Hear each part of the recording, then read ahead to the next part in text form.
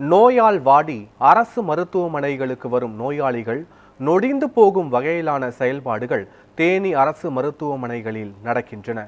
யார் காரணம், எப்படி, என்ன தேனி மருத்துவமனையில் நடக்கிறது விவரிக்கிறது இந்த செய்தி தொகுப்பு.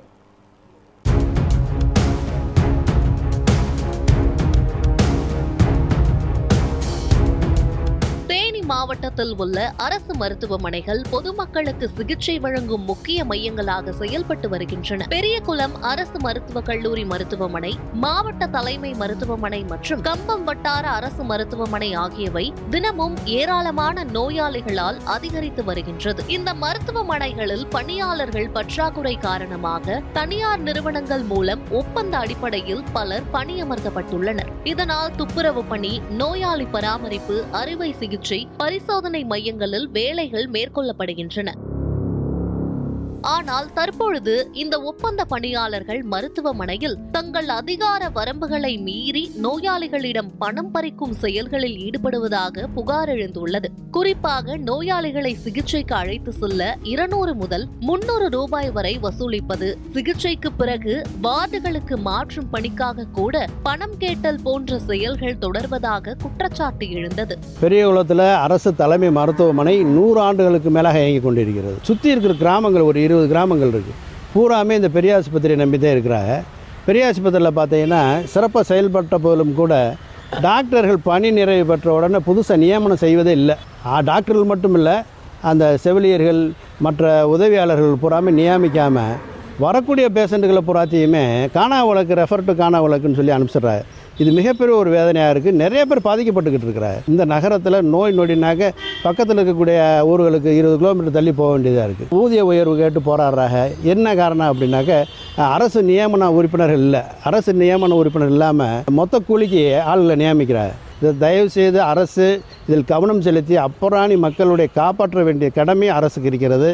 அதிகாரிகளை நியமிக்கணும், டாக்டர்களை நியமிக்கணும், ஊழியர்களை நியமிக்கணும். தமிழக முதலமைச்சரும் மரியாதைக்குரிய சுகாதாரத்துறை அமைச்சர் இதில் கவனம் செலுத்தினாங்கன்னா பெரியகுளம் இன்னும் சிறப்பாக அமையுங்கிறதே எங்களை போன்றவருடைய சிந்தனை, நோக்கம், வேண்டுகோள். இதைவிட துயரமளிக்கும் விஷயம் என்னவென்றால், கர்ப்பிணி பெண்கள் பிரசவத்திற்கு வரும்பொழுது ஆண் குழந்தை பிறந்தால் மது பாட்டிலும் சிக்கன் பிரியாணியும் கட்டாயமாக கொடுக்க வேண்டும் என வற்புறுத்துவதாக சம்பந்தப்பட்ட பெண்கள் ஆதங்கத்துடன் தகவல்களை பகிர்ந்துள்ளனர். மேலும் ஒருவர் பிரசவம் பெறுவதற்கு ரூபாய் 1000 வரை கட்டணம் வாடகையாக கேட்பதாகவும், இதற்கு எதிராக பொதுமக்கள் கேள்வி எழுப்பினால் ஒப்பந்த பணியாளர்களால் மிரட்டப்படுவதாகவும் கவலை தெரிவித்துள்ளனர்.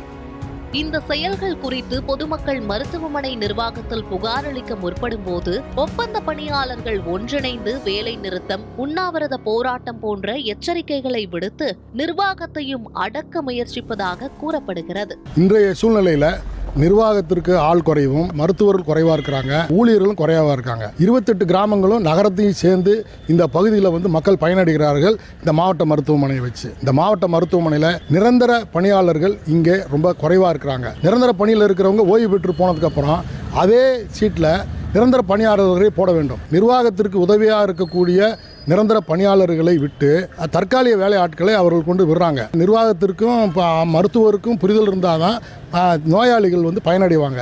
அந்த புரிதல் கம்மியாக இருக்கிறப்போ அவங்களுக்கும் பிரச்சனை, நிர்வாகத்துக்கும் பிரச்சனை, மருத்துவருக்கும் பிரச்சனை. நிர்வாகத்திற்கு புரிதலோடு வேலை செய்யக்கூடிய பணியாளர்கள் கட்டாயம் தேவை. வேணுங்கிற அளவுக்கு மருத்துவர்களையும் வேணுங்கிற தேவையான நிரந்தர பணியாளர்களை அமைக்க வேண்டும் என்பது பொதுமக்களுடைய கோரிக்கை. காலியாக உள்ள இடங்களுக்கு நிரந்தர பணியாளர்களை நியமிக்காததே இந்த பிரச்சனைக்கு காரணமாக சொல்லப்படுகிறது.